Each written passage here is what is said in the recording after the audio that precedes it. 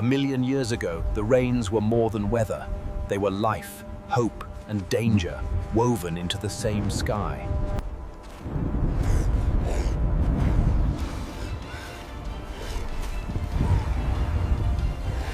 For months they had waited. Drought drained their strength, emptied their bellies, and tested their spirit.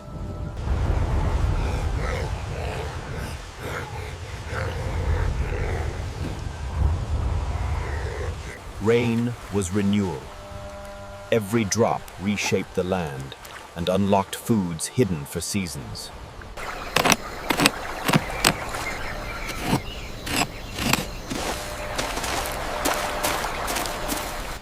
But not every gift from the rain was harmless. Some carried lessons the clan had not yet learned. Storms brought relief, but they also pushed early humans to adapt quickly or fall behind.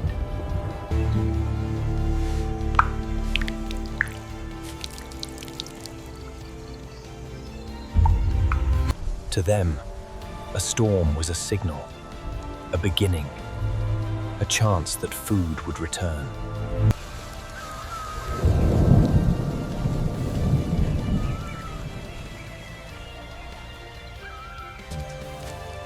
When the rains ended, the world transformed overnight. The forest floor awakened.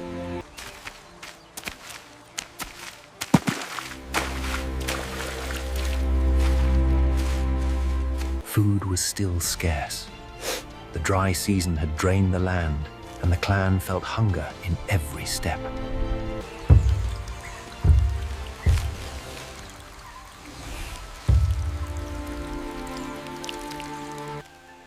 Mushrooms were ancient companions of early humans, sometimes nourishing, sometimes dangerous.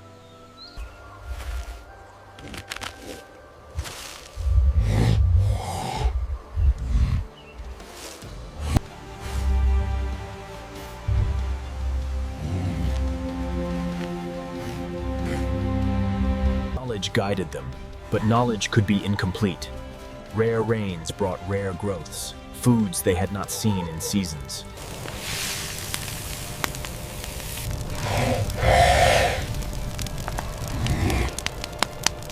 With hunger pressing on their bones, the clan accepted the forest's offering and ate.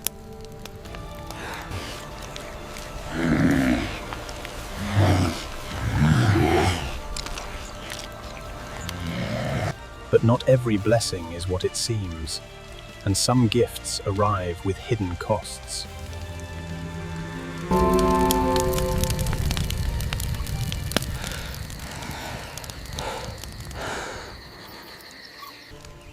The morning after their feast, the world seemed calm, quiet, unchanged.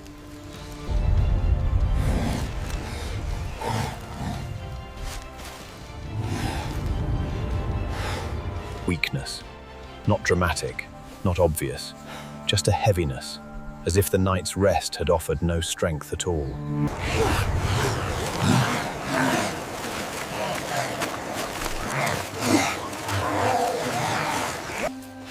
At first it looked like simple exhaustion.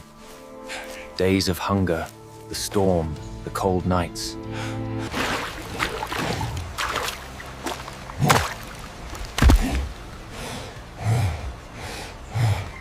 This weakness moved through the group, not from hunger, but from something they had eaten.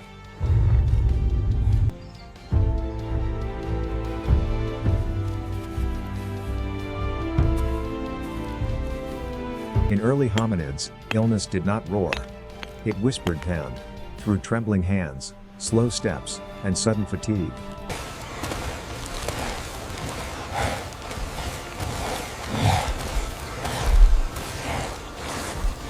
Something was spreading among them, unseen, silent, and impossibly slow.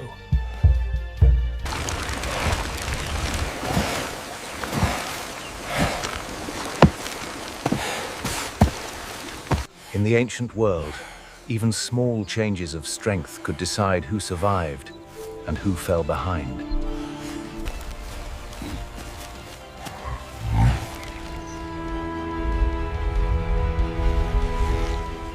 As the sun crossed the sky, the weakness did not fade.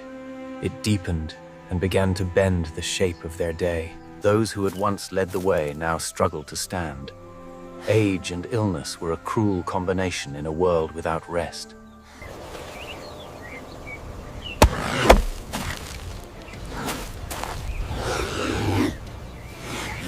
Illness did not strike with noise or blood. It simply took away what they needed most: energy.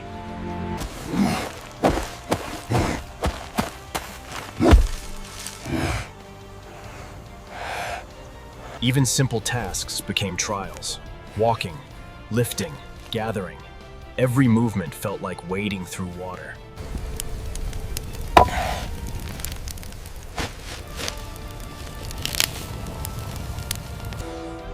Some still stood strong, but in their eyes, a new fear appeared.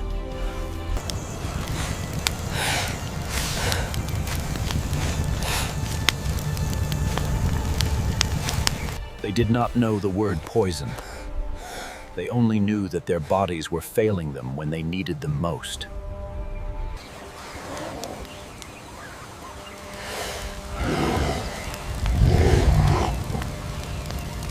Leadership in this age was not about words or plans. It was about deciding when to stay and when to move on.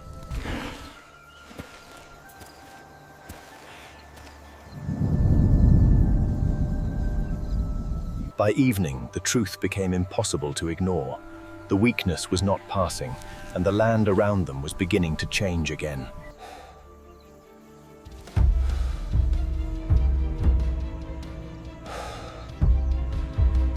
If they stayed, they would face thirst again and hunger.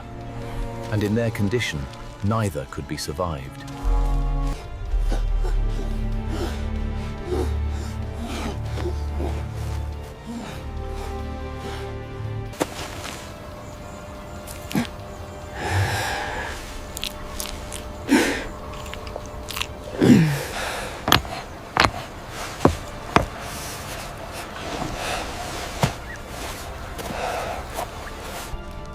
But not all of them could travel.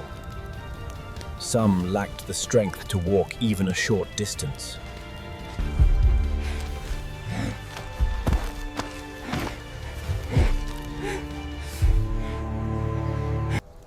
In the ancient world, compassion did not always save lives, but it shaped the choices they made.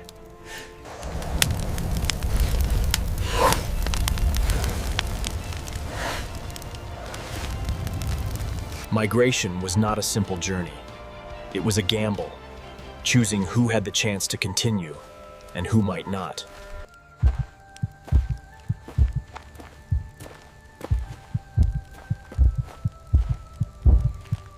When the new day came, it did not bring strength. It brought a decision they could no longer delay.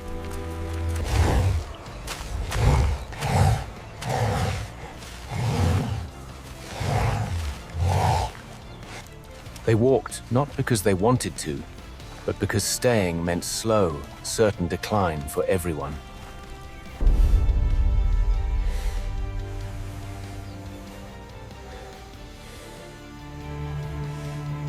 They carried what they could: fire, stone, and the hope that somewhere ahead, the land would be kinder.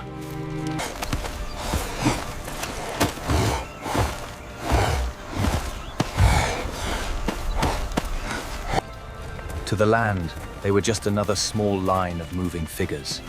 But to them, every step was a question.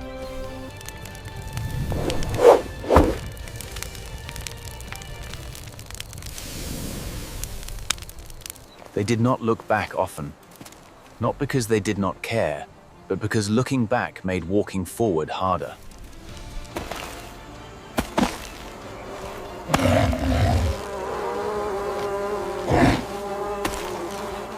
Even their breaths carried the memory of the mushrooms, a tiredness that refused to leave, clinging to every muscle.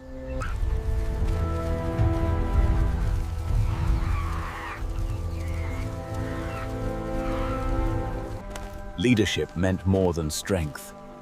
It meant choosing a direction when every path felt uncertain.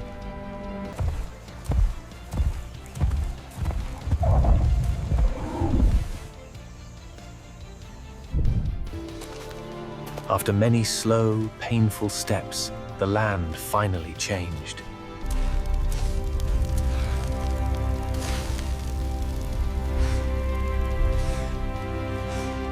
Water meant survival. It washed away dust, cooled tired bodies, and filled empty stomachs for a little while.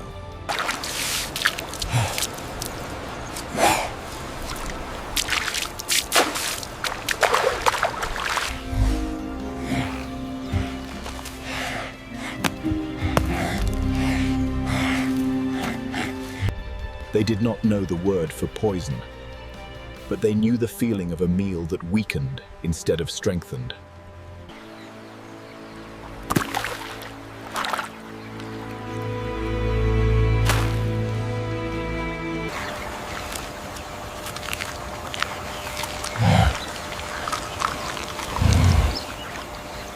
Time, clean water, and better food began to fight the weakening within them. Slowly, some strength returned.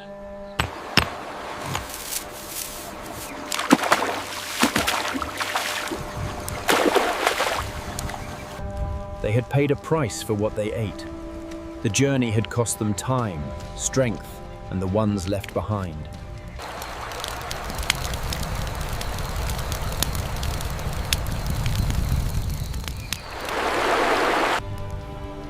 Days passed in the new valley.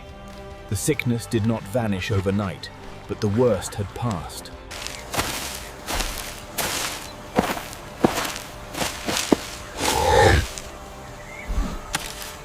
The rain that had followed them here had brought familiar shapes back to the earth, tempting, silent, and dangerous.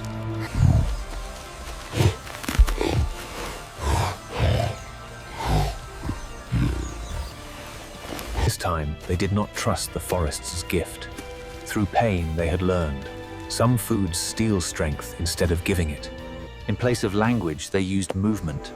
In place of stories, they used example. This was how knowledge survived. Every choice left a trace, not just in the mud, but in the minds of those who watched and remembered.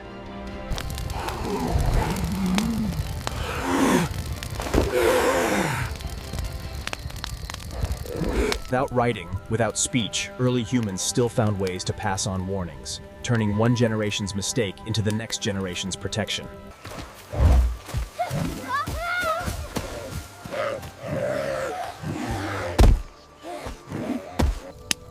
In these small acts, something new was forming. Not just survival, but culture.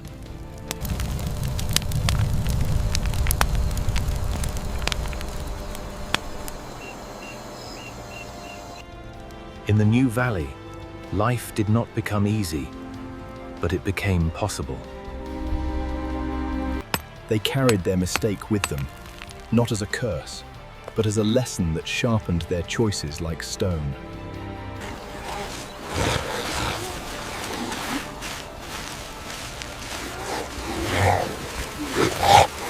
One decision at a time, they mapped this place into their memory and mapped themselves into the land.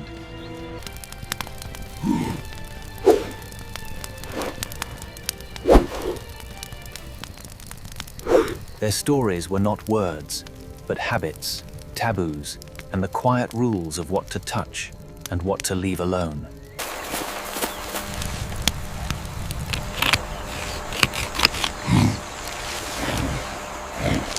They were not the only clan to make such mistakes. Across continents, over countless seasons, other groups learned their own hard lessons.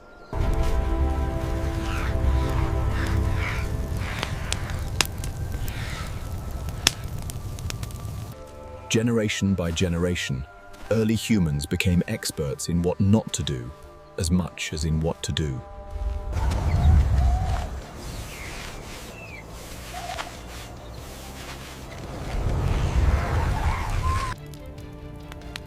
They did not know that we would one day tell their story. They only knew that to live The clan's fire, a tiny orange dot in the vast darkness. But it is not alone. With each sunrise in the valley, their strength returned, not all at once, but in small, steady breaths.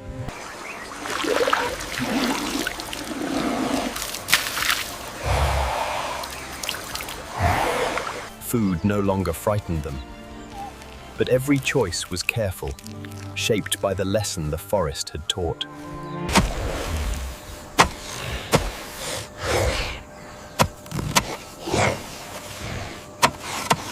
Knowledge spread through gestures, through imitation, through the quiet rhythm of hands shaping earth. Tools were not just objects. They were memory carved into stone.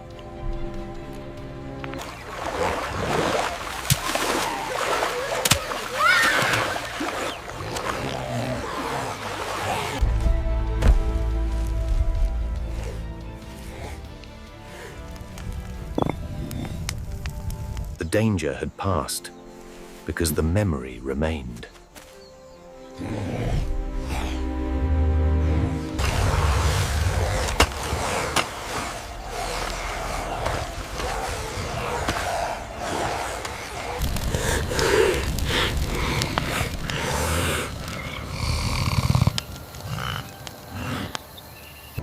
With time, the valley changed. New rains brought a new season, and with it, new possibilities. As food returned, so did energy. The clan moved with purpose once more, rebuilding routines lost during their sickness.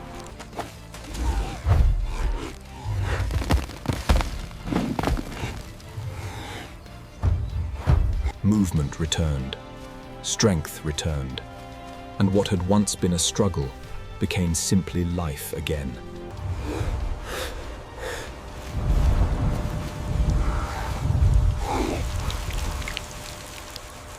This time, the rain did not signal fear.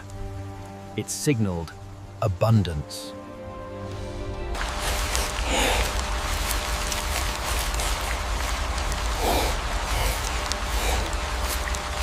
The mushrooms grew again, but now they carried a different meaning.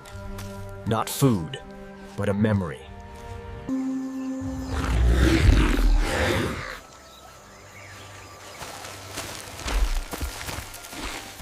Each season brought new challenges, and every leader needed to sense them before they arrived.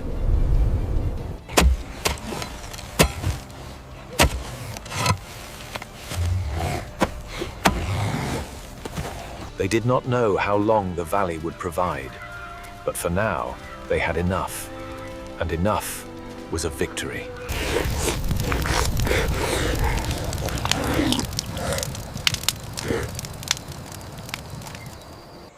In time, the valley changed from refuge to home.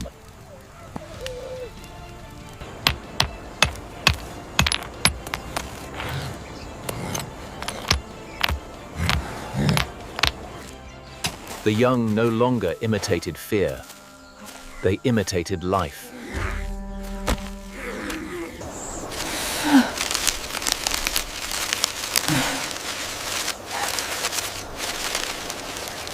Routines returned, grooming, foraging, resting, exploring. The rhythm of survival became the rhythm of culture.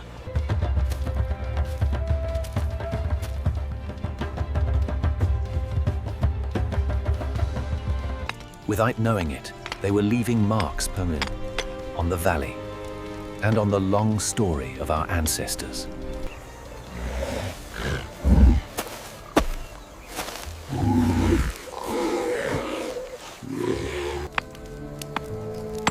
What began as survival was becoming tradition.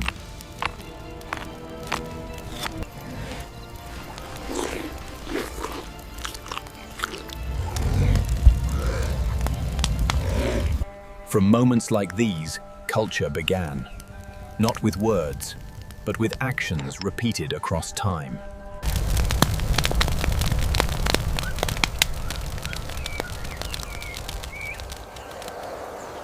Night returned to the valley, quiet and deep.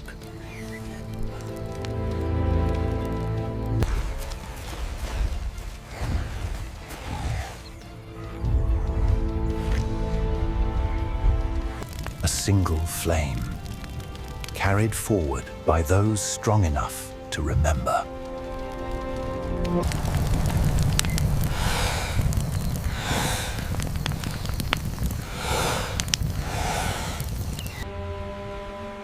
Their path was not written in words, but in the earth beneath their feet.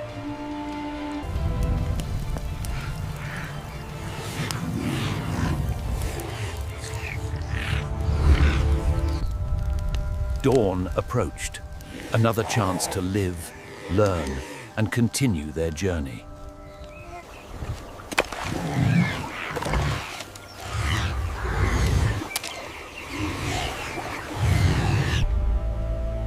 From hardship came understanding, and from understanding came survival.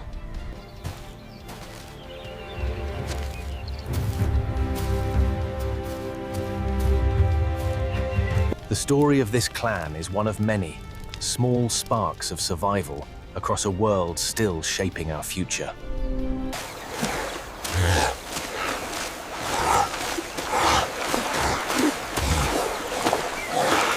Thank you for watching this journey into our ancient past. See you in the next one, and don't forget to like, subscribe, and share.